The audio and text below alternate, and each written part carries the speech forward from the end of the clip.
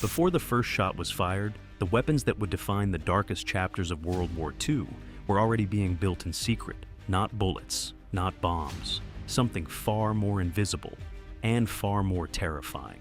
What happened with chemical weapons during the Second World War was not limited to one country, one army, or one front. It reached into laboratories, into occupied cities, into the holds of unmarked ships, and into the bodies of people who never knew what was being done to them. And some of what occurred remained hidden from the world for decades. To understand what happened with chemical weapons in World War II, you first have to understand the world those weapons were born into. The First World War had introduced poison gas to the battlefield on a scale no one had anticipated. Chlorine, phosgene, mustard gas. By 1918, the nations involved had unleashed over 124,000 tons of toxic agents on one another, killing an estimated 90,000 soldiers and wounding over 1 million more. The survivors of those attacks carried the consequences for the rest of their lives. Destroyed lungs, permanent blindness, skin that never fully healed. The images were seared into the memory of every soldier who had served and every government that had watched. The Geneva Protocol of 1925 was the international community's response. It prohibited the use of chemical and biological weapons in warfare. Most of the major powers signed it. The public revulsion at what gas warfare had done to a generation of soldiers was genuine, and governments understood that any nation seen to initiate chemical warfare in a future conflict would face enormous diplomatic and moral condemnation. And yet, within a decade of that agreement, those same powers were quietly doing something very different. Stockpiling, developing, and in some cases actively testing new generations of chemical agents that made the weapons of the First World War look primitive.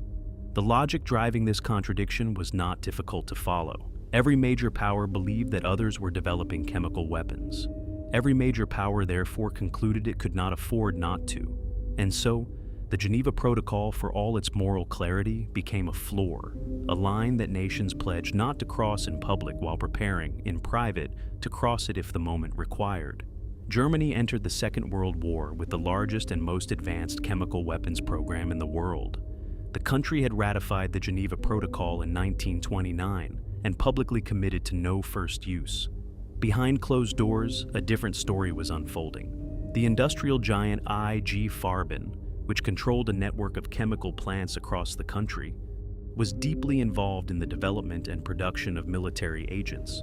Germany had stockpiled significant quantities of mustard gas, phosgene, and other agents carried over from the First World War. But what German chemists were developing in the late 1930s was something entirely without precedent.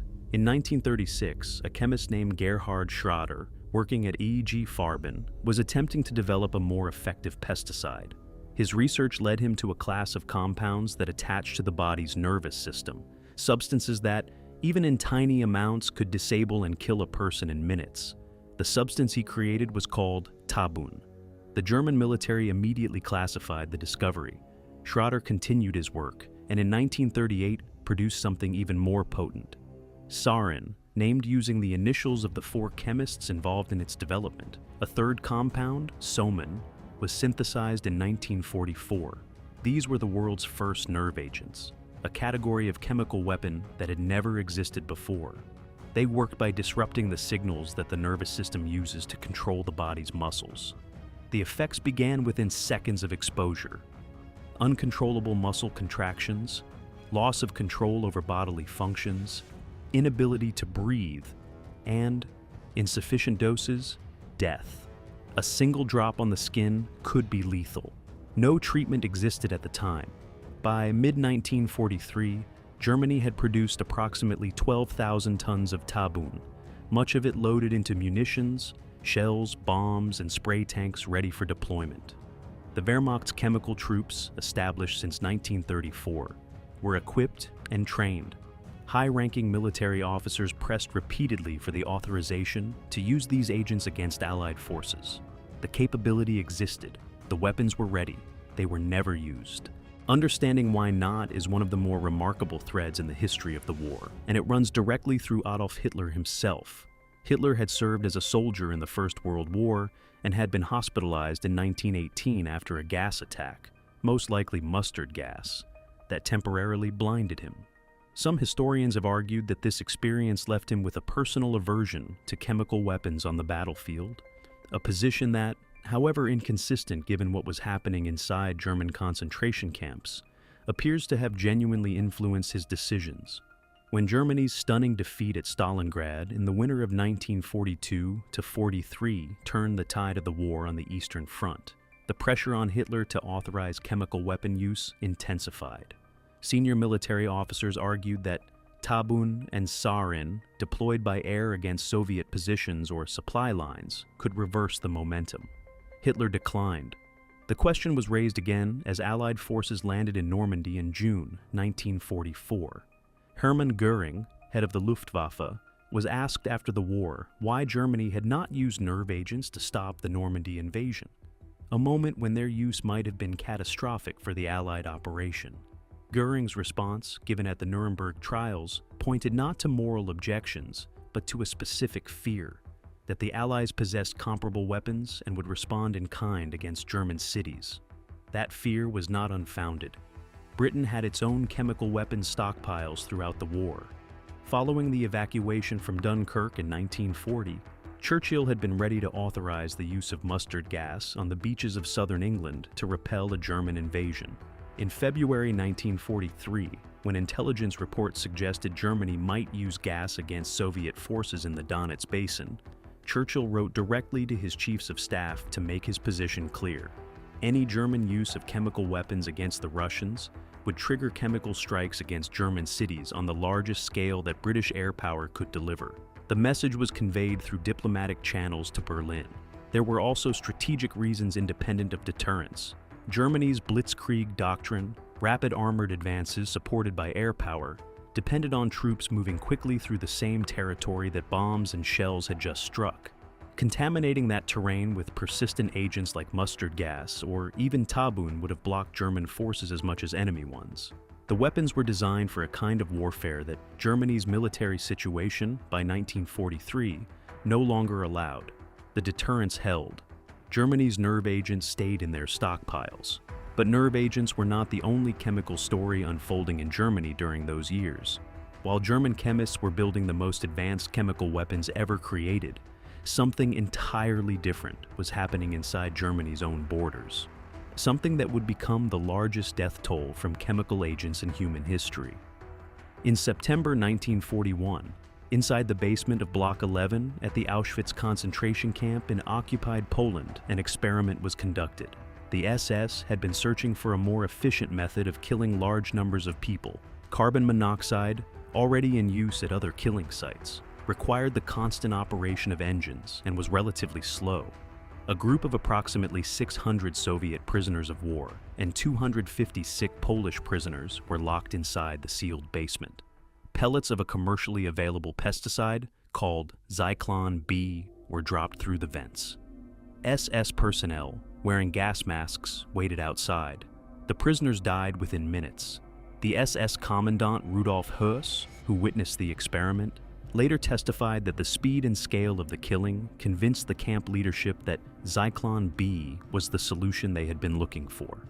Zyklon B was not a weapon invented for war. It was a commercial product, a pesticide manufactured in Germany since the early 1920s and used widely to fumigate warehouses, ships, and military barracks.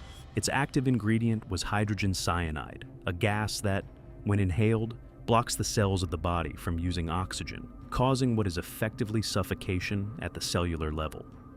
Death could come in minutes, depending on the concentration. The product came in pellets stored in airtight metal canisters. When exposed to air, the pellets released the gas. The manufacturers had included a warning compound, a distinctive odor, specifically to alert people to its presence. When the SS placed orders for Zyklon B, destined for Auschwitz, they requested that the warning compound be removed. What followed the September 1941 experiment was the systematic construction of an industrial killing apparatus at the Auschwitz-Birkenau complex, expanded from the original Auschwitz camp. 4 large crematoria were built between March and June 1943. Each contained underground undressing rooms leading directly into gas chambers disguised as shower facilities.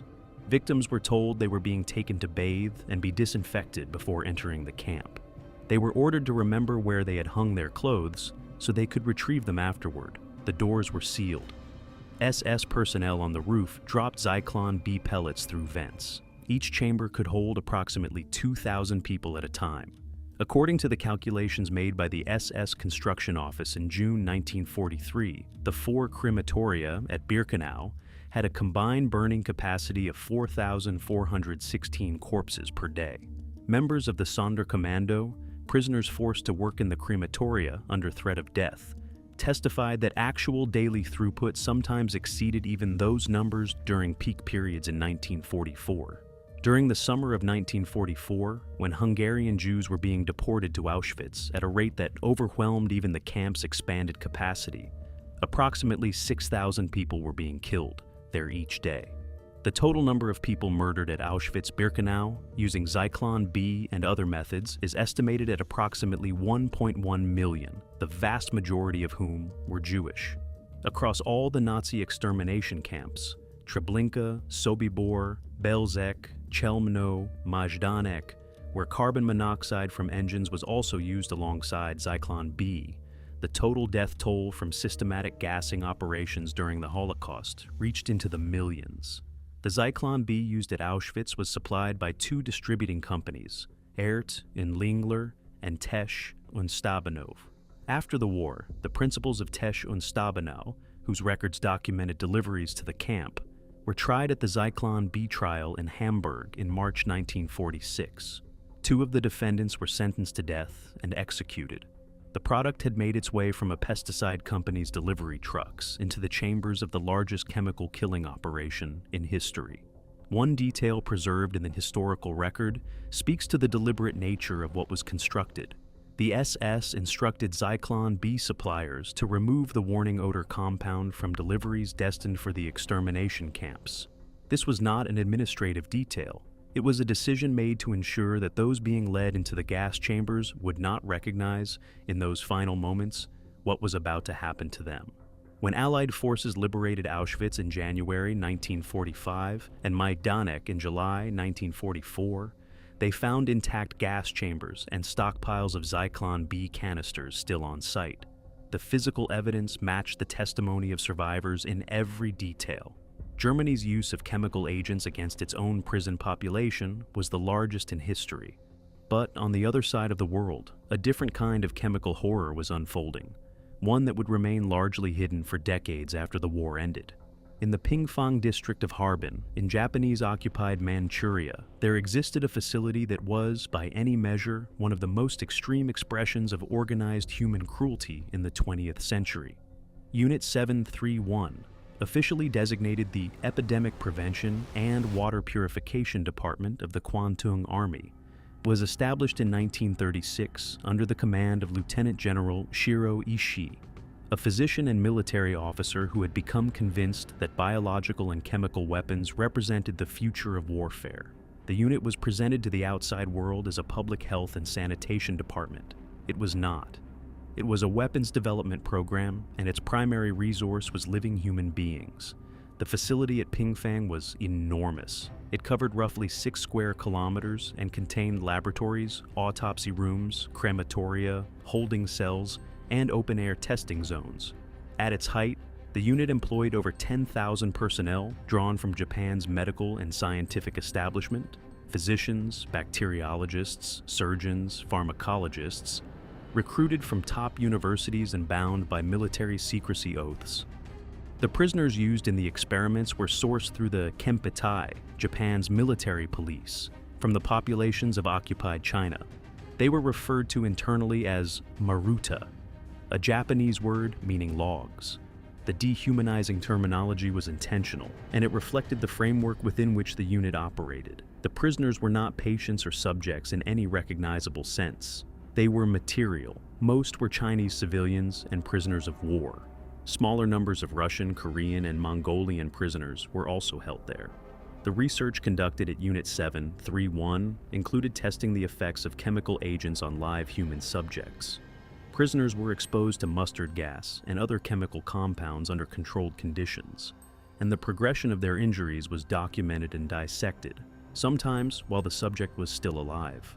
Vivisections, surgical procedures carried out without anesthesia on conscious subjects, were a documented method used throughout the unit's operation. Former members who gave testimony after the war described the procedure in terms that made clear it was systematic, not exceptional. Unit 731 also conducted field operations. Beginning in October 1940, the unit deployed weapons against civilian populations in China. In Ningbo, in Zhejiang province, Japanese aircraft dropped material infected with bubonic plague bacteria. Within days, over 100 residents had died of the disease. The area was quarantined and eventually burned. The Ningbo region remained closed to outsiders for years and became known informally as the Plague Field. Japanese forces conducted over 40 documented field operations involving biological agents against Chinese military and civilian targets between 1940 and 1944. The weapons used included plague, cholera, anthrax, and typhoid, delivered via contaminated food and water supplies, as well as bombs and aircraft dispersal.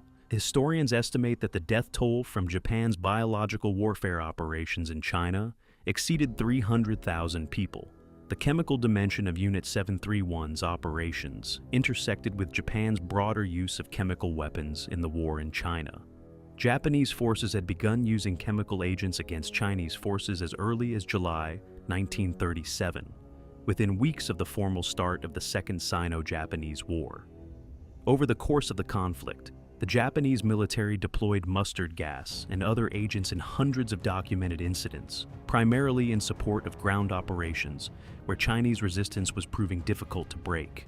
In October 1941, in what became known as the Yichang Incident, Japanese forces barraged Chinese positions with gas shells for over 4 hours and dropped more than 300 gas-laden bombs on Chinese positions over the course of a 3-day battle.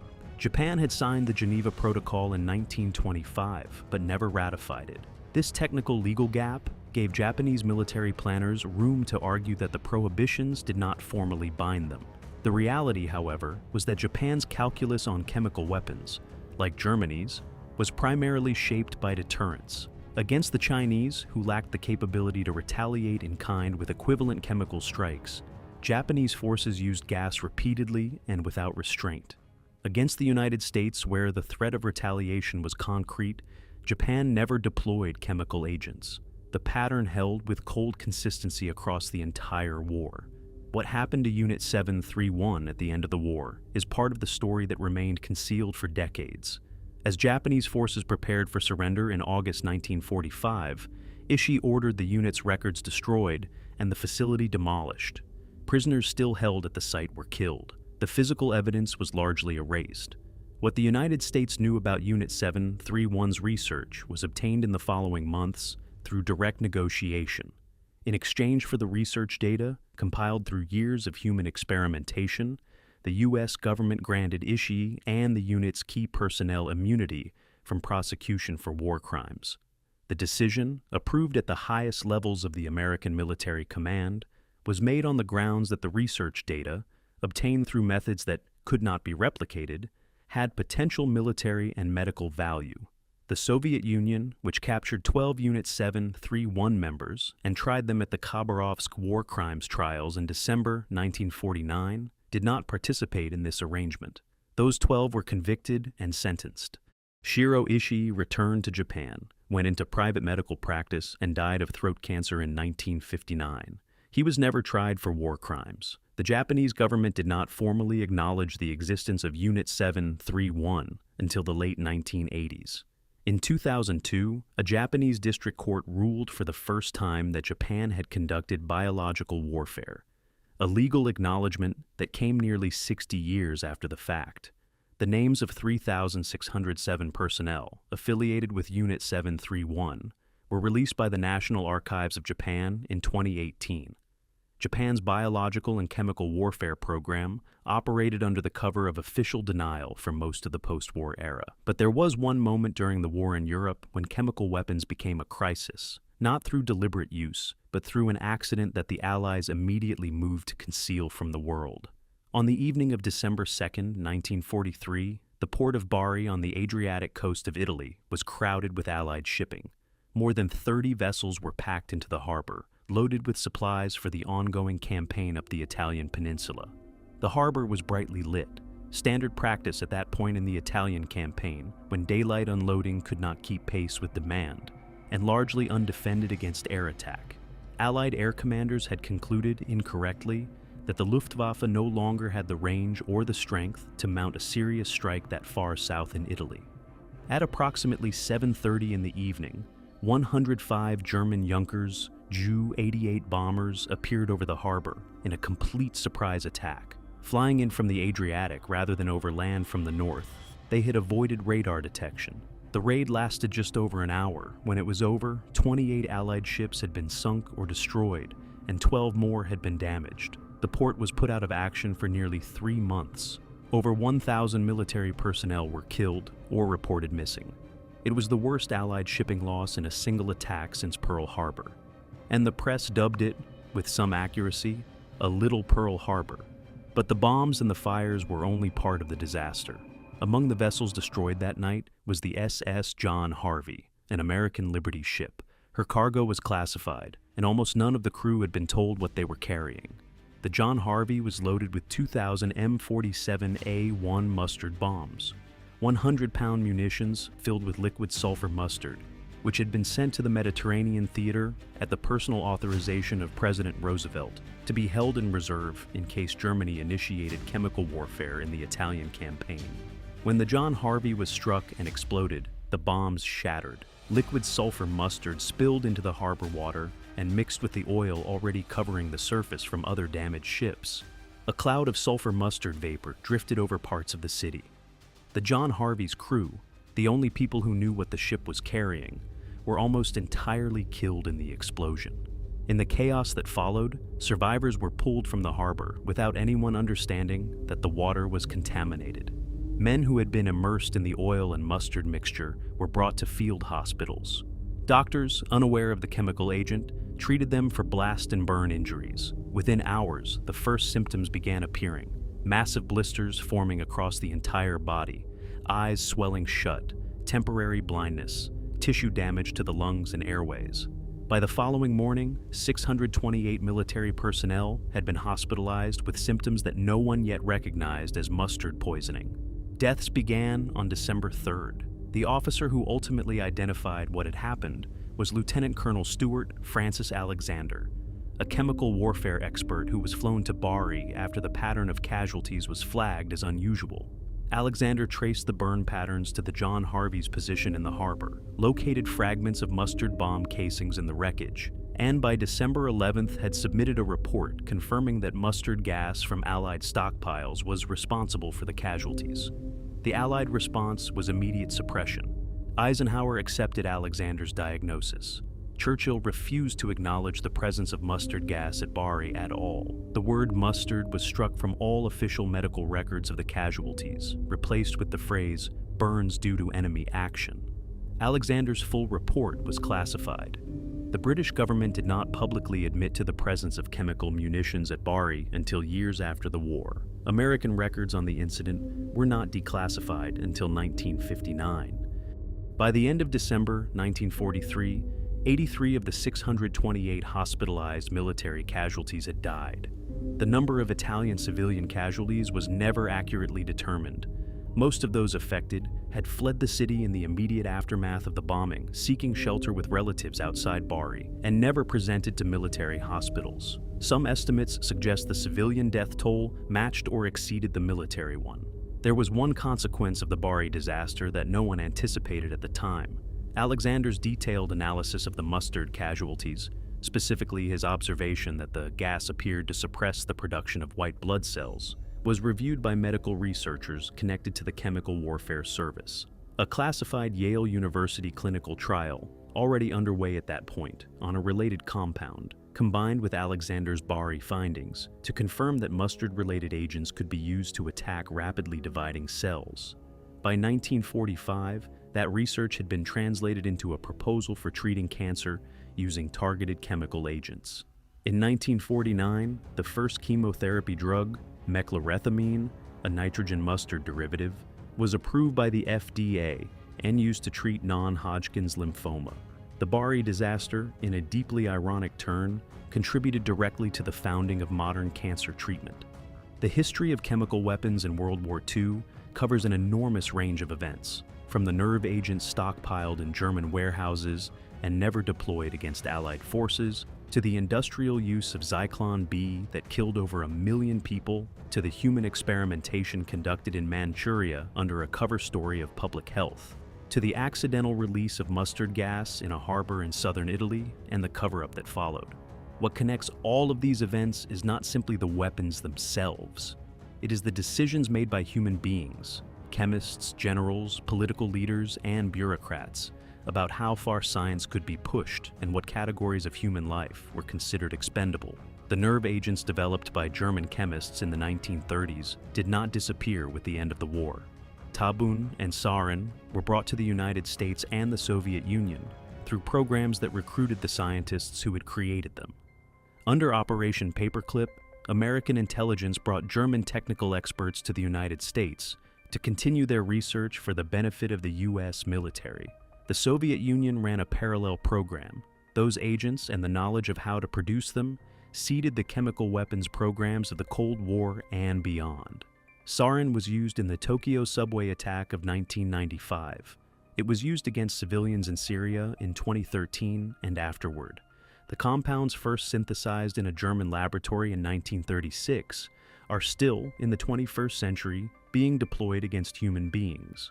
The Chemical Weapons Convention, which opened for signature in 1993 and entered into force in 1997, represented the most comprehensive international effort to eliminate these weapons. As of the early 21st century, the vast majority of the world's declared chemical weapons stockpiles have been destroyed under international verification. But the existence of undeclared programs and the demonstrated willingness of some governments to use these agents even when their use is universally prohibited ensures that the history of chemical weapons in World War II is not simply a closed chapter. It is a record that continues to speak directly to the present. The data produced by Unit 731 through the deaths of thousands of prisoners was absorbed into American military and medical research. The scientists responsible walked free. Their immunity was a transaction, knowledge exchanged for impunity, and its terms were not made public for decades. The chemical survivors of Bari, who developed symptoms, were listed in official records as casualties of enemy action. Some never knew, for the rest of their lives, what had actually happened to them in that harbor on the night of December 2, 1943. These histories are documented. They are not disputed. They are simply, for many people, unknown. If you enjoyed this video, please like and subscribe to our channel so you never miss out on more history documentaries.